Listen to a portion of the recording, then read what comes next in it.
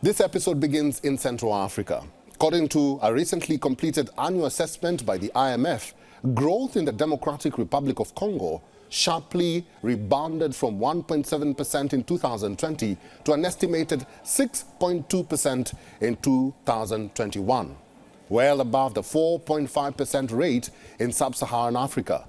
The strong recovery was driven by the country's mining and services sector performance.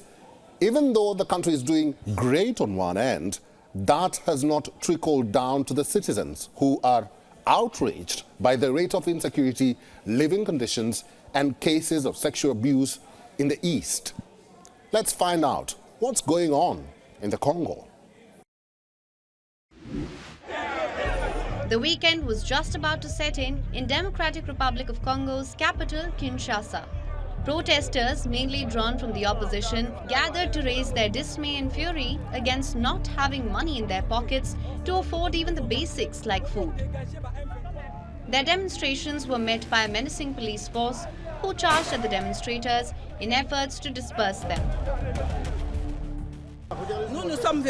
We came here to march peacefully.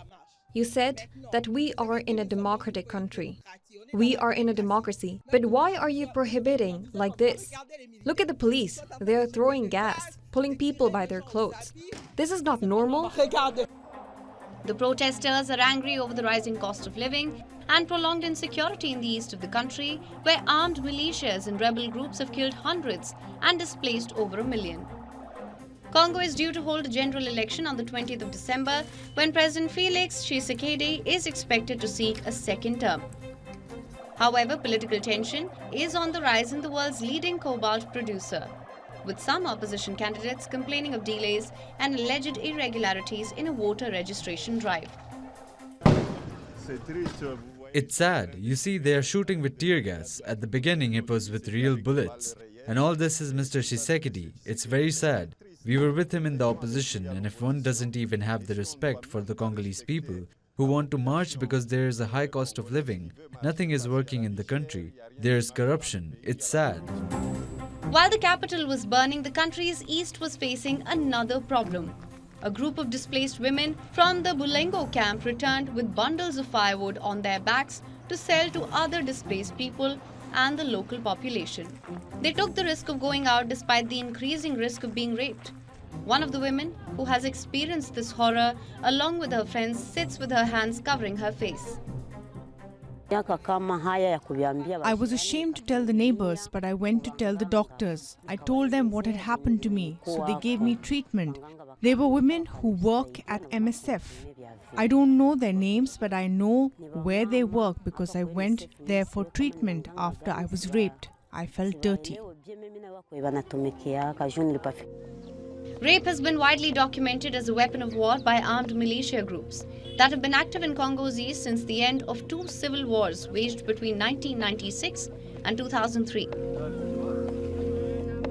Unrest escalated after a group known as the M23 staged a major offensive in North Kivu province last year, forcing hundreds of thousands to flee as the army fought back.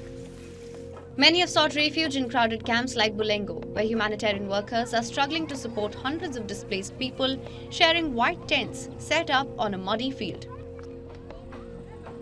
Hungry mouths to feed push women outside the camp to search for food and firewood to sell, making them vulnerable to sex crimes. Since we started community outreach and awareness-raising activities in the sites, we noticed an increase in cases of sexual violence in the camp. And this is as a result of lack of food. So the women are forced to go into the fields, into the bush to look for what to eat and to look for small bits of wood to sell so that they can buy some food. And that's when they all become exposed to sexual violence. UNICEF reports that gender-based violence in North Kivu was 37% higher during the first 3 months of 2023 as compared to the same period in 2022, when more than 38,000 cases were recorded. Most survivors reported being attacked by armed and displaced men in and around the camps. Humanitarian workers have also raised concern about the military. Bureau Report WION, World is One.